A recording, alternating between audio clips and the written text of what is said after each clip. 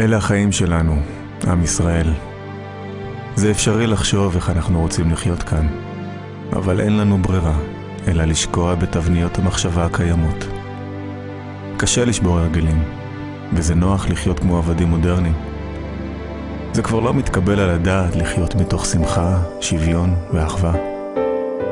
הילדים שלנו גדלים להיות צרכני מותגים, אדישים וריקנים. תמה התקופה שבה רצינו ערכים כמו דאגה הדדית, אחדות ואהבת הזולת. ואנחנו מחלקים פרסים שמקדמים צביעות, כוחניות וגאווה. אנחנו פשוט לא רואים ממטר. זה ההמנון שלנו. והתקווה כבר לא גרה כאן יותר. הציניות היא הדרך היחידה שלנו לשרוד בעולם החדש. ההבנה שאנחנו קשורים זה לזה נידונה לכישלון. תרבות האגו, הבוז והפחד עוטפת אותנו מכל עבר. והאווירה של חום, ביטחון ואחווה זה הכל נחלת העבר. שלטון של הרמומיות, חמדנות וניצול מתפשט כמו מגפה ומציף את החברה. ואהבת לרעך כמוך זה הקלישאה הכי גדולה שיכולה להיות. אין סיכוי לשנות פה משהו. אלה החיים שלנו, אבל אנחנו יכולים להפוך אותם ביחד.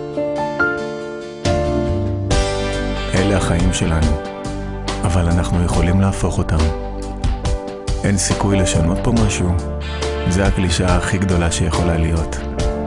ואהבת לרעך כמוך מתפשט כמו מגפה ומציף את החברה. שלטון של הרמומיות, חמדנות וניצול זה הכל נחלת העבר. והאווירה של חום, ביטחון ואחווה עוטפת אותנו מכל עבר. תרבות האגו, הבוז והפחד נידונה לכישלון בעולם החדש. ההבנה שאנחנו קשורים זה לזה היא הדרך היחידה שלנו לשרוד. הציניות כבר לא גרה כאן יותר, והתקווה זה ההמנון שלנו. אנחנו פשוט לא רואים ממטר צביעות, כוחניות וגאווה, ואנחנו מחלקים פרסים שמקדמים ערכים כמו דאגה הדדית, אחדות ואהבת הזולת.